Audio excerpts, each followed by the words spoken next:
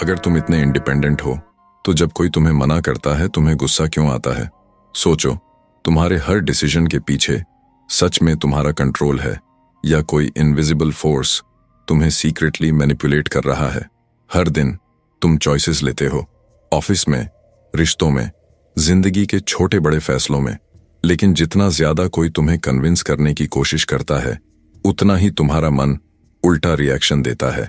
इस audio book में हम तुम्हें ले चलेंगे उस छुपे हुए मनोविज्ञान के अंदर जहां इंसान अपने ईगो और फ्रीडम के लिए साइलेंटली लड़ता है।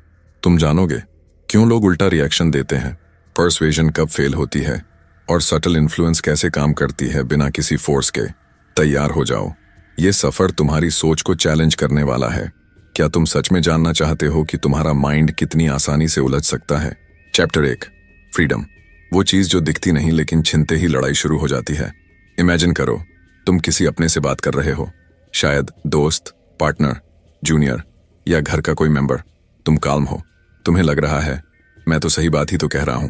तुम कहते हो, देख मेरी बात मान, ये तेरे लिए अच्छा है। और सामने वाला अचानक स्टिफ हो जाता है। वो कुछ नहीं बोलता लेकिन उसका मूड बदल जाता है, आंखों में रेजिस्टेंस आ जाती है। अब सवाल ये नहीं है कि तुम्हारी बात सही थी या गलत, सवाल ये है उस मोमेंट में क्या छिन गया। जैक ब्रेम यहीं से शुरू करता है। वो कहता है इंसान के पास एक चीज होती है जिसे वो शब्दों में एक्सप्लेन नहीं कर पाता, लेकिन उसके बिना वो सांस भी ठीक से नहीं ले पाता। उस चीज का नाम है फ्रीडम। और नहीं, ये पॉलिटिकल फ्रीडम नहीं है, ये फिलॉसफी नहीं है, ये है मैं डिसाइड कर सकता हूं। तुम नोटिस नहीं करते लेकिन हर इंसान अपने डिसीजंस को अपनी प्रॉपर्टी मानता है।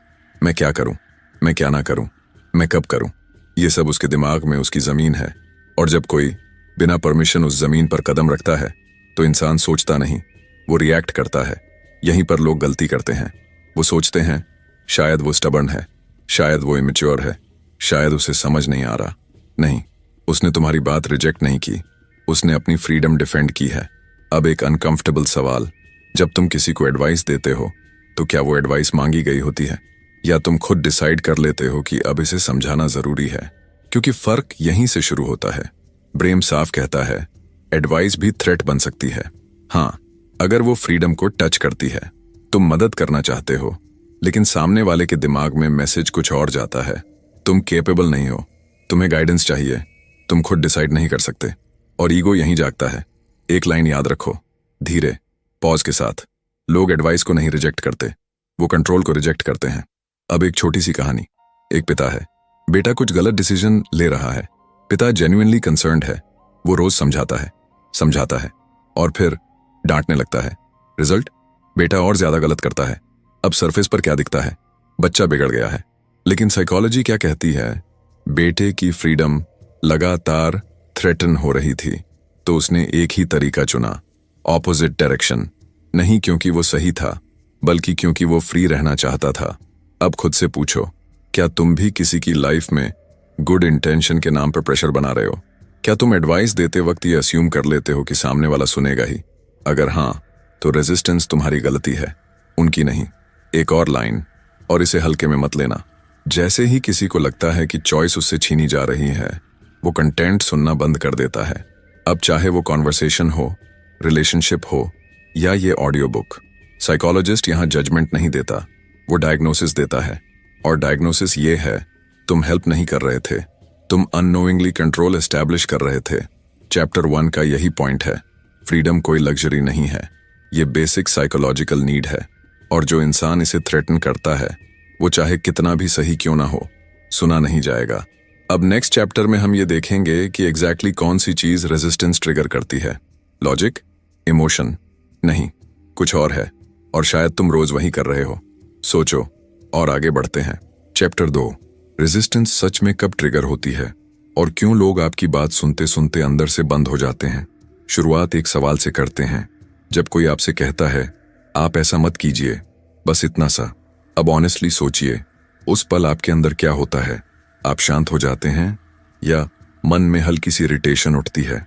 अगर आपने दूसरा ऑप्शन महसूस किया तो आप ऑलरेडी रेजिस्टेंस को पहचान चुके हैं। जैक ब्रेम ने अपनी किताब में एक बहुत सिंपल लेकिन डिस्टर्बिंग एक्सपेरिमेंट बताया है। कुछ लोगों को एक चीज फ्रीली चूज करने दी गई और कुछ लोगों से वही चॉइस छीन ली गई। रिजल्ट, जिनसे चॉइस छीनी गई थी उन्हें वही चीज और ज्यादा अट्रैक्टिव लगने लगी, बिना किसी लॉजिक के, बिना किसी बेनिफिट के, सिर्फ इसलिए क्योंकि अब वो चीज उनकी चॉइस नहीं रही। इमेजिन कीजिए, आप किसी अपने से कह रहे हैं, मैं आपको फोर्स नहीं कर रहा, बस बता रहा हूं, लेकिन टोन थोड़ा टाइट है, वॉइस में अर्जेंसी है, और एंड में एक लाइन आती है, आपको समझना चाहिए। यहीं पर रेजिस्टेंस ट्रिगर होती है। अब एक बात साफ कर लेते हैं, रेजिस्टेंस तब नहीं आती जब बात गलत हो। रेजिस्टेंस तब आती है जब सामने वाले को ये फील होता है कि मेरी फ्रीडम कम हो रही है। आप किसी जूनियर को गाइड कर रहे हैं, इंटेंशन जेन्युइन है, आप कहते हैं, देखिए ये तरीका गलत है, आपको ऐसा करना चाहिए। वो सामने से हाँ में सिर हिला देता है, मीटिंग खत्म होती है, और अगली बार वो वही पुराना तरीका यूज करता है। अब आप सोचते हैं ये सुनता ही नहीं, लेकिन सच क्या है, उसने आपकी बात रिजेक्ट नहीं की, उसने अपनी ऑटोनॉमी बचाई। जैक ब्रेम इस पॉइंट पर बहुत क्लियर हैं। वो कहते हैं, रेजिस्टेंस सोच समझकर नहीं आती, रेजिस्टेंस रिफ्लेक्स की तरह आती है। जैसे ही दिमाग को सिग्नल मिलता है कि चॉइस खतरे में है, वो डिफेंड मोड में चला जाता है। ध्यान से सुनिए, रेजिस्टेंस ज्यादातर लाउड नहीं होती, ये चिल्लाकर नहीं आती, ये स्माइल के पीछे छुप जाती है, यस यूर राइट के पीछे छुप जाती है, लेकिन बिहेवियर में दिख जाती है। पेरेंट अपने बच्चे से कहता है, मोबाइल ज्यादा मत चलाओ, बच्चा सामने से कुछ नहीं बोलता, लेकिन जैसे ही मौका मिलता है वही काम करता है। अब सवाल ये नहीं है कि मोबाइल सही है या गलत, सवाल ये है किसने कंट्रोल लिया। यहां एक बहुत डेंजरस ट्रिगर आता है जिसे हम बहुत कैजुअली यूज करते हैं, और वो है सर्तेजा। जब आप बहुत सिगूरा होते हैं, बहुत फाइनल टोनों में बोलते हैं, तो सामने वाले के पास डिस्कशन की जगह नहीं बचती, और जब डिस्कशन की जगह नहीं होती तो रेजिस्टेंसिया अपने आप पैदा होती है। एक लाइन ध्यान में रखिए, धीरे से, जहां चॉइस खत्म होती है वहीं रेजिस्टेंस शुरू होती है। आप जितना ज्यादा पुश करेंगे, सामने वाला उतना ही अपने स्टैंड को पकड़कर बैठेगा, भले ही वो स्टैंड गलत हो, क्योंकि यहां लड़ाई राइट वर्सेस रॉन्ग की नहीं है, यहां लड़ाई है मेरी फ्रीडम वर्सेस आपका प्रेशर। अगर रेजिस्टेंस ट्रिगर हो गई तो आगे क्या होता है? क्या लोग ओपनली रिबेल करते हैं, या वो अग्री करते हुए अंदर ही अंदर डिस्टेंस बना लेते हैं, या फिर कुछ ऐसा करते हैं जो आपको बिल्कुल भी एक्सपेक्ट नहीं होता? अगले चैप्टर में हम एग्जैक्टली यही डिसेक्ट करेंगे, प्रेशर और अथॉरिटी कैसे फेक अग्रीमेंट पैदा करते हैं और लॉन्ग टर्म में ट्रस्ट और रिलेशनशिप को साइलेंटली खत्म कर देते हैं। अगर अभी तक आपको कहीं ना कहीं खुद की रिफ्लेक्शन दिखी है तो कमेंट में यस जरूर लिखें। चैप्टर 3, प्रेशर, अथॉरिटी और कंप्लायंस का सबसे बड़ा भ्रम। जब लोग हाँ कहते हैं लेकिन करते कुछ और हैं। आप किसी मीटिंग में हैं, कोई सीनियर बोल रहा है, टोन कॉन्फिडेंट है, डिसीजन फाइनल लग रहा है, वो पूछता है, सब अग्री हैं राइट? कमरे में हल्की सी साइलेंस, फिर धीरे धीरे सब सिर हिलाते हैं, हाँ सब अग्री कर लेते हैं। अब एक ऑनेस्ट सवाल, क्या सच में सब अग्री थे या बस प्रेशर से बाहर निकलना चाहते थे? यहीं से इस चैप्टर की शुरुआत होती है। जैक ब्रेम इस इल्यूजन को बहुत साफ शब्दों में तोड़ते हैं। वो कहते हैं कंप्लायंस को लोग एक्सेप्टेंस समझ लेते हैं, जबकि दोनों बिल्कुल अलग चीजें हैं। कंप्लायंस एक कैश मैं मान रहा हूं, एक्सेप्टेंस एक टैश मैं मान चुका हूं, और इनके बीच का फर्क पूरी साइकोलॉजी बदल देता है। प्रेम बताते हैं कि जब किसी इंसान पर अथॉरिटी से प्रेशर आता है तो वो अक्सर कॉन्फ्लिक्ट अवॉइड करने के लिए हाँ कह देता है, लेकिन जैसे ही अथॉरिटी हटती है उसका बिहेवियर वापस पुराना हो जाता है। क्यों? क्योंकि डिसीजन उसका था ही नहीं। आप बॉस हैं या पेरेंट या किसी पोजीशन में हैं, आप कहते हैं ये ऐसे ही होगा। सामने वाला आर्ग्यू नहीं करता, ना आवाज उठाता है, ना डिबेट करता है। आपको लगता है बात मान ली, लेकिन असल में वो बस लड़ाई से बच रहा था। यहां एक अनकंफर्टेबल ट्रूथ सुनिए, अथॉरिटी रेजिस्टेंस को खत्म नहीं करती, अथॉरिटी रेजिस्टेंस को दबा देती है, और दबा हुआ रेजिस्टेंस बाद में और ज्यादा डैमेज करता है। अब एक रिलेटेबल एग्जाम्पल, पेरेंट बच्चे से कहता है मेरे रहते हुए ऐसा नहीं होगा। बच्चा सामने से ओबे करता है, रूल्स फॉलो करता है, लेकिन जैसे ही पेरेंट नजर से हटता है वही काम सीक्रेटली शुरू हो जाता है। अब सरफेस पर क्या दिखता है? डिसिप्लिन, लेकिन अंदर क्या चल रहा है? फ्रीडम रिक्लेम करने की कोशिश। जैक ब्रेम यहां एक बहुत शार्प ऑब्जर्वेशन देते हैं। वो कहते हैं प्रेशर शॉर्ट टर्म ऑर्डर बनाता है, लॉन्ग टर्म ऑपोजिशन, और ये ऑपोजिशन हमेशा लाउड नहीं होती। रेजिस्टेंस कई बार साइलेंस बन जाती है। लॉजिकली अग्री करना इमोशनली डिस्कनेक्ट हो जाना, काम करना लेकिन दिल से नहीं। अब एक और सीन, आप किसी को कन्विंस कर रहे हैं, आप फैक्ट्स दे रहे हैं, वॉइस असर्टिव है, सामने वाला एक्सप्लेन करने लगता है, जस्टिफाई करता है। यहीं रुकिए। अगर सामने वाला जस्टिफाई कर रहा है तो इन्फ्लुएंस ऑलरेडी मर चुका है। एक लाइन याद रखिए, जहां डिफेंस शुरू होता है वहीं इन्फ्लुएंस खत्म हो जाता है। अब यहां सर्टेनिटी का खेल आता है। जब आप बहुत फाइनल हो जाते हैं, बहुत श्योर, तो सामने वाले के पास दो ही रास्ते बचते हैं, या तो ओबे करो या अंदर से रिबेल करो। बीच का रास्ता नहीं बचता, और यहीं कंप्लायंस का इल्यूजन पैदा होता है। आपको लगता है सब स्मूथ है, लेकिन असल में कनेक्शन टूट चुका होता है। इस चैप्टर की कोर वैल्यू समझ लीजिए। अगर किसी ने आपकी अथॉरिटी की वजह से हाँ कहा है तो वो डिसीजन उसका नहीं है, और जो डिसीजन अपना नहीं होता वो टिकता नहीं है। अगर प्रेशर और अथॉरिटी लोगों को ओपनली रिबेल नहीं कराते तो वो करते क्या हैं? क्या वो फॉरबिडन चीजों की तरफ और अट्रैक्ट होते हैं? क्या रिस्ट्रिक्शन डिजायर को बढ़ा देती है? अगले चैप्टर में हम एग्जैक्टली यही खोलेंगे। कंट्रोल कैसे डिजायर पैदा करता है, बैन कैसे अट्रैक्शन बन जाता है, और फ्रीडम छीने जाने पर इंसान ऑपोजिट डायरेक्शन क्यों चुनता है। Chapter 4, the forbidden effect. क्यों कंट्रोल करने से डिजायर बढ़ जाती है? एक सिंपल सा सवाल पूछता हूं और ऑनेस्टली जवाब दीजिए। अगर किसी चीज के बारे में आपसे कहा जाए ये मत करना, ये गलत है, ये अलाउड नहीं है, तो आपके दिमाग में सबसे पहले क्या आता है? वो चीज और ज्यादा याद आने लगती है ना? यही कॉन्ट्रडिक्शन इस चैप्टर की शुरुआत है। जैक ब्रेम ने अपनी किताब में इसे एक नाम दिया है, द फॉरबिडन इफेक्ट। मतलब जैसे ही कोई चीज फॉरबिड होती है उसकी साइकोलॉजिकल वैल्यू बढ़ जाती है। क्वालिटी बदली नहीं, बेनिफिट बदला नहीं, सिर्फ एक चीज बदली, फ्रीडम। प्रेम किताब में बताते हैं कि एक एक्सपेरिमेंट में लोगों को कुछ ऑप्शंस फ्रीली चूज करने दिए गए और दूसरे ग्रुप से कुछ ऑप्शंस डिलिबरेटली हटा दिए गए। इंटरेस्टिंग पार्ट ये था, जिन ऑप्शंस को हटा दिया गया था उन्हें लोगों ने बाद में सबसे ज्यादा वैल्यूएबल बताया, बिना ये जाने कि वो ऑप्शन असल में बेहतर था या नहीं, बस इसलिए क्योंकि वो ऑप्शन अब उनकी चॉइस नहीं रही। पेरेंट बच्चे से कहता है, ये दोस्त ठीक नहीं है, इससे बात मत करो। बच्चा पहले नॉर्मल था, लेकिन अब वही दोस्त सबसे इंपॉर्टेंट बन जाता है। सवाल ये नहीं है कि दोस्त सही था या गलत, सवाल ये है किसने डिसीजन लिया। यहां एक अनकंफर्टेबल सच है, जब आप किसी चीज को बैन करते हैं तो आप बिहेवियर को नहीं बदलते, आप सिर्फ डिजायर को अंडरग्राउंड कर देते हैं। जैक ब्रेम इस पॉइंट पर बहुत क्लियर हैं। वो कहते हैं रिस्ट्रिक्शन बिहेवियर को नहीं मारता, रिस्ट्रिक्शन अट्रैक्शन को बढ़ाता है, और अट्रैक्शन जब दबाई जाती है तो वो बाहर निकलने का रास्ता ढूंढती है। जितना ज्यादा कंट्रोल उतना ज्यादा क्यूरियोसिटी, जितना ज्यादा मॉरल प्रेशर उतनी ज्यादा रिबेलियन। ऑफिस में बॉस कहता है ये तरीका अलाउड नहीं है, एम्प्लॉइज सामने से मान लेते हैं, लेकिन पीछे क्या होता है?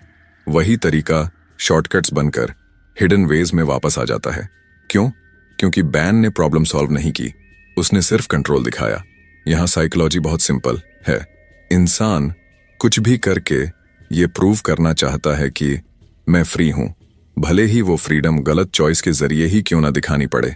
एक लाइन ध्यान से सुनिए और पॉज लीजिए। फॉरबिडन चीज अच्छी नहीं होती, फॉरबिडन चीज सिर्फ पावरफुल हो जाती है। अब इस चैप्टर की कोर वैल्यू समझिए। जब आप किसी को कहते हैं ये मत करो, तो आप अननोविंगली उस चीज को स्पॉटलाइट में डाल देते हैं। अब लड़ाई राइट वर्सेस रॉन्ग की नहीं रहती, अब लड़ाई हो जाती है आप वीस मेरी फ्रीडम। अगर बैन डिजायर बढ़ाता है, अगर रिस्ट्रिक्शन रिबेलियन पैदा करती है, तो रिलेशनशिप्स में क्या होता होगा? जहां कंट्रोल केयर के नाम पर आता है, जहां प्रेशर मैं आपके भले के लिए कह रहा हूं जैसी लाइंस में छुपा होता है। अगले चैप्टर में हम एग्जैक्टली यही खोलेंगे, कैसे रिलेशनशिप्स में रेजिस्टेंस क्वाइटली पैदा होती है, कैसे लव प्रेशर बन जाता है, और कैसे लोग आर्ग्यू नहीं करते, बस विथड्रॉ कर जाते हैं। अगर आपको अभी तक कहीं ना कहीं अपनी गलती की झलक दिख रही है, तो अगला चैप्टर और ज्यादा पर्सनल होने वाला है। चलते हैं आगे। Chapter 5, resistance in relationships and everyday life. जब केयर कंट्रोल बन जाता है और रिश्ता चुपचाप टूटने लगता है। क्या आपने कभी नोटिस किया है, जिन लोगों की आप सबसे ज्यादा केयर करते हैं वही आपकी बात सबसे कम क्यों सुनते हैं? स्ट्रेंजर्स शायद मान जाए, लेकिन अपने लोग वो आर्ग्यू नहीं करते, वो बस दूर हो जाते हैं। यहीं से इस चैप्टर की शुरुआत होती है। जैक ब्रेम इस पॉइंट पर बहुत साफ ऑब्जर्वेशन देते हैं। वो कहते हैं सबसे ज्यादा रेजिस्टेंस वहां पैदा होती है जहां इमोशनल इन्वेस्टमेंट सबसे ज्यादा होती है, क्योंकि स्टेक्स हाई होते हैं, ईगो इन्वॉल्व्ड होता है, फ्रीडम ज्यादा प्रेशियस हो जाती है। ब्रेम बताते हैं कि जब किसी रिलेशनशिप में एक व्यक्ति के पास डिसीजन मेकिंग अथॉरिटी होती है, parent child, teacher student, boss employee, तो सामने वाला अक्सर ओपन रिबेलियन नहीं करता। वो कंप्लाई करता है, रूल्स फॉलो करता है, लेकिन बिहेवियर चेंज नहीं होता। क्यों? क्योंकि रेजिस्टेंस आर्ग्यूमेंट बनकर नहीं आती, वो विदड्रॉल बनकर आती है। अब इसे रियल लाइफ में देखिए। पेरेंट रोज बच्चे से कहता है, मैं तुम्हारे भले के लिए कह रहा हूं, मुझे ज्यादा पता है। बच्चा बहस नहीं करता, हाँ कह देता है, लेकिन धीरे धीरे शेयरिंग बंद हो जाती है, कॉन्वर्सेशन सरफेस लेवल हो जाती है। अब प्रॉब्लम कहाँ है? बच्चा बिगड़ा नहीं है, बच्चा गार्डेड हो गया है। यहां एक बहुत इंपॉर्टेंट लाइन सुनिए। रेजिस्टेंस रिश्तों में आवाज नहीं उठाती, रेजिस्टेंस दूरी बना लेती है। अब एक और एग्जाम्पल। कपल में एक पार्टनर हर डिसीजन गाइड करता है, ऐसा मत पहनो, ऐसे बात मत करो, इससे मिलना ठीक नहीं। इंटेंशन केयर की होती है, लेकिन इफेक्ट? दूसरा पार्टनर अपनी इंडिविजुअलिटी छुपाने लगता है, डिसएग्री नहीं करता, बस इमोशनली स्टेप बैक कर लेता है। जैक ब्रेम इस पैटर्न को अथॉरिटी रिएक्टेंस लूप कहते हैं। जितनी ज्यादा अथॉरिटी शो होगी, उतनी ज्यादा ऑटोनॉमी साइलेंटली प्रोटेक्ट होगी। अगर कोई आपसे आर्ग्यू नहीं कर रहा, तो इसका मतलब ये नहीं कि वो अग्री कर रहा है। कभी कभी इसका मतलब होता है, अब मैं एक्सप्लेन नहीं करूंगा। अब एवरीडे लाइफ में देखिए, ऑफिस में बॉस स्ट्रिक्ट है, क्लियर रूल्स हैं, जीरो टॉलरेंस। शॉर्ट टर्म में ऑर्डर है, लॉन्ग टर्म में क्रिएटिविटी मर जाती है, ओनरशिप खत्म हो जाती है। एम्प्लॉयज जॉब करते हैं, केयर नहीं करते। यहां साइकोलॉजी सिंपल है, इंसान रिलेशनशिप में रिस्पेक्ट से ज्यादा स्पेस चाहता है। जहां स्पेस नहीं मिलती, वहां ऑनेस्टी भी नहीं मिलती। एक लाइन पॉज के साथ सुनिए। जहां कंट्रोल होता है, वहां क्लोजनेस नहीं टिकती। अब इस चैप्टर की कोर वैल्यू समझिए। अगर आप चाहते हैं कि कोई आपके साथ ऑनेस्ट रहे, तो आपको उसे फ्री महसूस कराना होगा। प्रेशर लॉयल्टी नहीं बनाता, प्रेशर सिर्फ साइलेंस बनाता है। अगर रेजिस्टेंस रिलेशनशिप्स में विथड्रॉल बन जाती है, अगर लोग आर्ग्यू करने की बजाय इमोशनली दूर हो जाते हैं, तो इन्फ्लुएंस फिर बचता कैसे है? क्या कोई तरीका है जिससे बिना प्रेशर डाले लोग आपकी बात सुने? अगले चैप्टर में हम यही इल्यूजन तोड़ेंगे। परसुएजन क्यों फेल होती है, कन्विंसिंग क्यों उल्टा असर करता है, और साइलेंस कैसे इन्फ्लुएंस बन जाता है। छोटा सा पॉज। अगर आपको अभी तक कहीं ना कहीं अपने रिश्तों की इको सुनाई दे रही है, तो अगला चैप्टर और ज्यादा आई ओपनिंग होगा। चलते हैं आगे। Chapter 6, the illusion of persuasion. क्यों ज्यादा समझाना अक्सर ज्यादा नुकसान करता है। जब आपको कोई बात मनवानी होती है, तो आप क्या करते हैं? आप एक्सप्लेन करते हैं, एग्जाम्पल्स देते हैं, लॉजिक बढ़ाते हैं, और आपको लगता है अब तो मान ही जाएगा। लेकिन सच बताइए, क्या हर बार ऐसा होता है? अक्सर नहीं। यहीं से परसुएजन का इल्यूजन शुरू होता है। जैक ब्रेम इस इल्यूजन को बहुत कामली एक्सपोज करते हैं। वो कहते हैं, जितना ज्यादा आप कन्विंस करने की कोशिश करते हैं, उतना ही आप सामने वाले की फ्रीडम को नैरो कर देते हैं, और फ्रीडम नैरो होते ही रेजिस्टेंस एक्टिवेट हो जाती है। अब इसे रियल लाइफ से समझिए। आप किसी को एडवाइस दे रहे हैं, वो शुरू में सुनता है, आप एक पॉइंट रखते हैं, फिर दूसरा, फिर तीसरा। अब सामने वाला बीच बीच में बोलने लगता है, एक्सप्लेन करता है, जस्टिफाई करता है। यहीं रुक जाइए। अगर सामने वाला जस्टिफाई कर रहा है, तो परसुएजन फेल हो चुकी है। एक लाइन याद रखिए, परसुएजन वहीं मर जाती है जहां डिफेंस शुरू होता है। साइलेंस अक्सर वीकनेस नहीं होती, साइलेंस स्पेस होती है। लेकिन हम साइलेंस से डरते हैं, हम गैप भरने लगते हैं, और वही गैप प्रेशर बन जाता है। जैक ब्रेम बताते हैं कि इफेक्टिव इन्फ्लुएंस कम बोलने से नहीं, कम रिस्ट्रिक्ट करने से आती है। जब आप सामने वाले को सोचने की जगह देते हैं, वो आपकी बात अपनी भाषा में दोहराने लगता है, और वहीं रियल एक्सेप्टेंस शुरू होती है। सेल्स कॉल में सेल्स पर्सन लगातार बोल रहा है, फीचर्स, बेनिफिट्स, अर्जेंसी। कस्टमर हाँ में हाँ मिलाता है, कॉल खत्म होती है और डील नहीं होती। क्यों?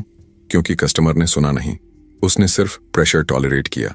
यहां साइकोलॉजी सिंपल है, आप जितना ज्यादा पुश करते हैं, आप उतना ही सामने वाले को डिसीजन लेने से रोकते हैं।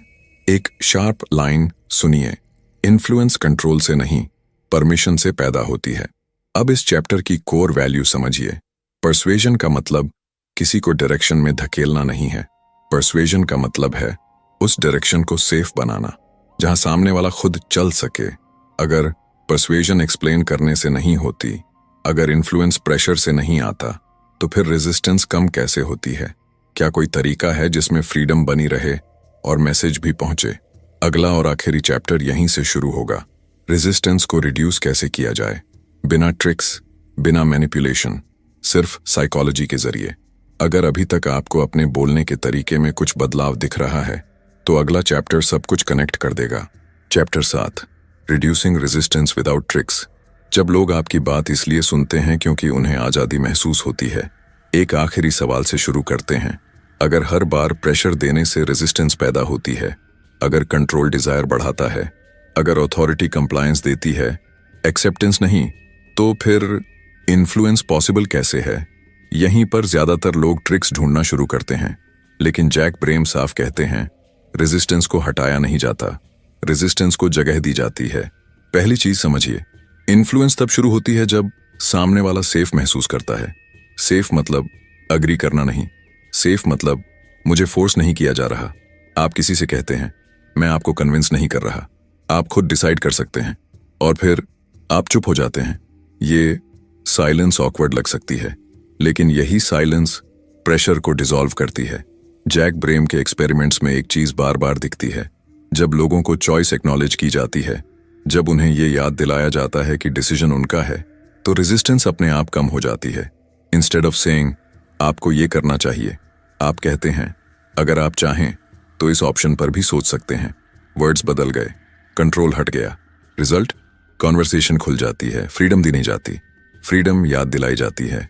अब दूसरी बात, लो प्रेशर लैंग्वेज, सर्टेनिटी कम, क्यूरियोसिटी ज्यादा। जब आप कहते हैं ये एक तरीका हो सकता है, आप सामने वाले को कॉर्नर नहीं कर रहे, आप उसे एक्सप्लोर करने दे रहे हैं। एक शार्प लाइन याद रखिए, जहां एक्सप्लोरेशन है वहां रेजिस्टेंस नहीं टिकती। तीसरी बात, टाइमिंग। एडवाइस तब दीजिए जब सामने वाला रेडी हो। अनआस्क्ड एडवाइस ऑलमोस्ट हमेशा थ्रेट बन जाती है। आप किसी अपने से पूछते हैं, क्या आप मेरी राय सुनना चाहेंगे?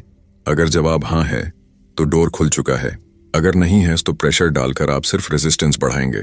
जैक ब्रेम यहां बहुत साफ होते हैं। वो कहते हैं, ऑटोनॉमी रिस्टोर्ड होने पर लोग आपकी बात को अपनी आवाज में दोहराने लगते हैं, और वही मोमेंट रियल इन्फ्लुएंस का होता है। अब इस चैप्टर की कोर वैल्यू समझिए। इन्फ्लुएंस का मतलब जीतना नहीं है, इन्फ्लुएंस का मतलब है सामने वाले को हारने की फीलिंग से बचाना। अब आखिरी बात, अगर आप चाहते हैं कि लोग आपकी बात याद रखें, तो उन्हें यह मत बताइए कि क्या करना है, उन्हें यह महसूस कराइए कि वो फ्री हैं। अब जब भी आप बोलेंगे, आप सुनेंगे, आप महसूस करेंगे कि कहां रेजिस्टेंस पैदा हो सकती है, और शायद आप वहीं रुक जाएंगे। जो लोग फ्री महसूस करते हैं वो आपकी बात सुनते नहीं, उसे अपनाते हैं। अगर इस ऑडियो बुक को सुनते हुए आपको एक भी पल ऐसा लगा हो कि शायद मैं ही प्रेशर बना रहा था, तो इसका मतलब आपने इसे सिर्फ सुना नहीं, आपने समझा है। ऐसे कंटेंट के लिए जो आपको कंट्रोल नहीं, क्लैरिटी देता है,